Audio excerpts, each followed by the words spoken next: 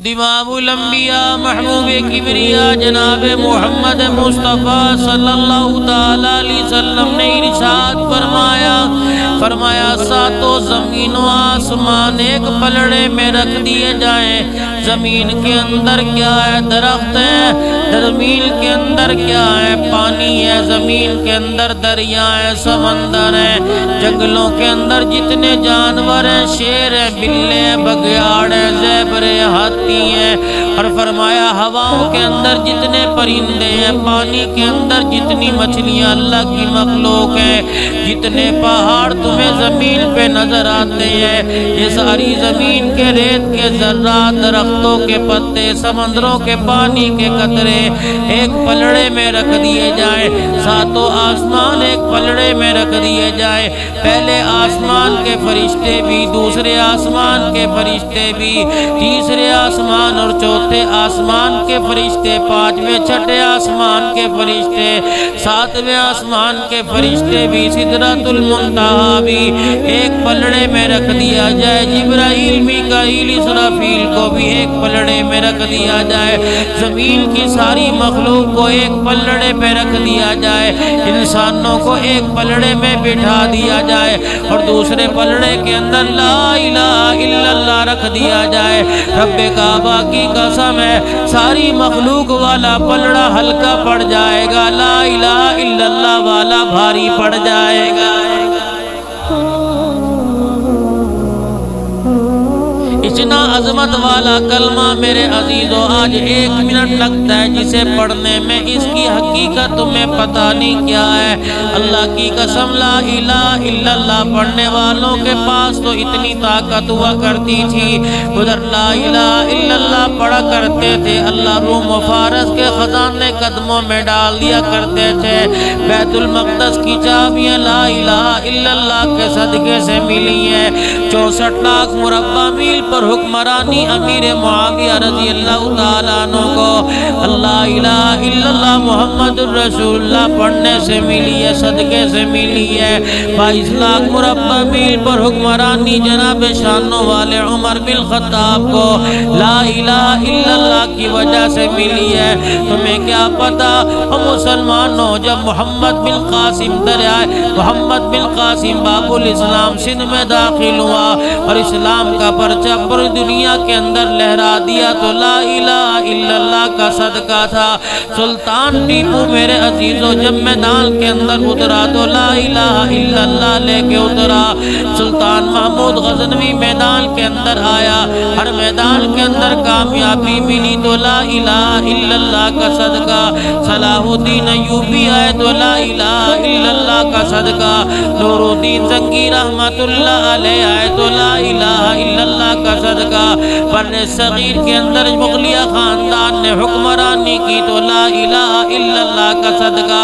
تمہیں غلامی کے توقوں سے آزادی ملی تو لا الہ الا اللہ کا صدقہ ہے۔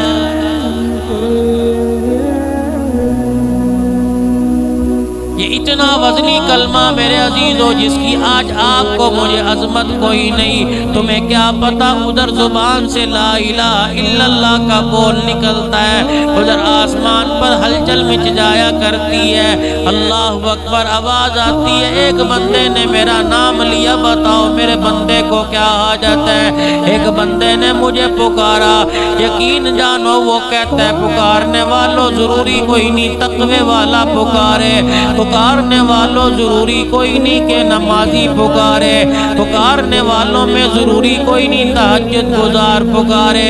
میں تو اس کی بھی سنتا ہوں جو حضرت عمر رضی اللہ تعالی عنہ کے زمانے میں 80 سال کی عمر ہو گئی اور 80 سال تک لوگوں کو گانا سناتا ہے اور اپنی انگلیوں کے اوپر گانے والے آلات بجاتا ہے۔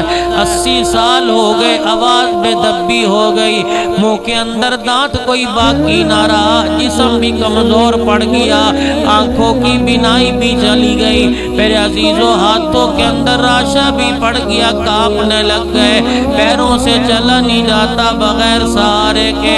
اللہ اکبر۔ جب بیوی بچوں نے ساتھ چھوڑ دیا، جنت البقیع کے اندر آ کر بیٹھ گیا، جھاڑیوں کے پیچھے چھپ گیا اور ہاتھ اٹھا کے کہنے لگا، اے اللہ 80 سال تک میں نے تجھے یاد نہ کیا، آج 80 سال کے بعد یاد کر رہا ہوں تو اپنی غرض کی وجہ سے یاد کر رہا ہوں۔ الہ العالمین، جب میری آواز کے اندر سر تھا تو لوگ میرے پیچھے پیچھے پھرا کرتے تھے، روٹی پیسے کی میرے پاس کمی نہیں تھی، آج میری آواز کے اندر سر ختم ہو گیا، مجھے کوئی 2 روٹی دینے کو تیار نہیں۔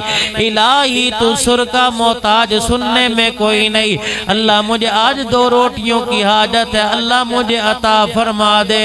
شانوں والے حضرت عمر فاروق اپنے گھر میں سو رہے ہیں، خواب میں زیارت ہوئی، اے عمر میرا بندہ بھوکا ہے، جا کے اس کی روٹی کا انتظام کر دے، میرا دوست بھوکا ہے، روٹی کا انتظام کر دے۔ حضرت عمر رضی اللہ تعالیٰ عنہ کی آنکھ کھولی، گھبرا کے اٹھ کے بیٹھ گئے، فرمانے لگے اللہ کا کون سا دوست ہے کہ مجھے کہا جا رہا ہے کہ روٹی جا کے کھلا۔ حضرت عمر گھبرا کے اتنی تیزی سے دوڑے کہ سر پہ ٹوپی رکھنا بھی بھول گئے، پیر کے اندر جوتی پہننا بھی بھول گئے، دوڑتے دوڑتے مدینے کی گلیوں میں تلاش کرتے جنت البقیع کی طرف چلے گئے۔ کسی کے رونے کی آواز آئی، جھاڑیوں کے پیچھے جا کے دیکھا وہ 80 سال کا گویا جو گانا گاتا ہے وہ رو رو کے دعا کر رہا ہے۔ روتے روتے حضرت عمر کی طرف اس کی نگاہ پڑی، حضرت عمر کے درے کے ڈر سے اٹھ کے دوڑنا شروع کر دیا۔ حضرت عمر نے فرمایا او دوڑنے والے رک جا، خود نہیں آیا بھیجا گیا ہو۔ وہ دوڑ بھی رہا تھا، کہہ رہا تھا عمر تجھے کس نے بھیجا کہ جس کے آگے تو رو رو کے دعا کر رہا ہے۔ اللہ کی قسم اسی وقت میں گھٹنوں کے بل گر گیا، سجدے میں پڑھ کے رونے لگا، اللہ تجھے میں نے ساری زندگی پکارا کوئی نہیں، جب پکارا تو اپنی غرض کی وجہ سے پکارا، تب بھی تو نے میرے پکارنے پر لبیک کہہ دیا، سجدے میں گرا اٹھا کوئی نہیں۔ حضرت عمر نے دیکھا جان نکل گئی، رب کعبہ کی قسم عمر جیسا شخص 80 سال کے گویے کی توبہ کرنے پر اور اس کے مرنے پر جنازہ پڑھا رہا ہے۔ میرے عزیزو یہ لا الہ الا اللہ کا صدقہ ہے، یقین جانو اگر 80 سال کے گانے والے کی سن سکتا ہے تو کلمہ پڑھنے والے کی وہ اللہ کیوں نہیں سن سکتا۔ آج اللہ کا در لوگوں بھول گئے، آج اللہ کا در بھول گئے، سرداروں کے دروں کو میرے عزیزوں ہم نے سرداروں کے دروں کو پکڑ لیا۔ جو خود حاجت مند ہو وہ لوگوں کی حاجت کیسے پوری کر سکتے ہیں، جو خود ضرورت مند ہو وہ لوگوں کی ضرورت کیسے پوری کر سکتے ہیں۔ یقین جانو کسی کے دروازے پر جاؤ گے ایک احسان کر کے ساری زندگی جتلائے گا، تمہارے بیٹوں کو جتلائے گا، تمہارے پوتے دوتوں کو جتلائے گا، تمہاری 7 نسلوں کو جتلائے گا کہ میں نے تمہارے پہ احسان کیا۔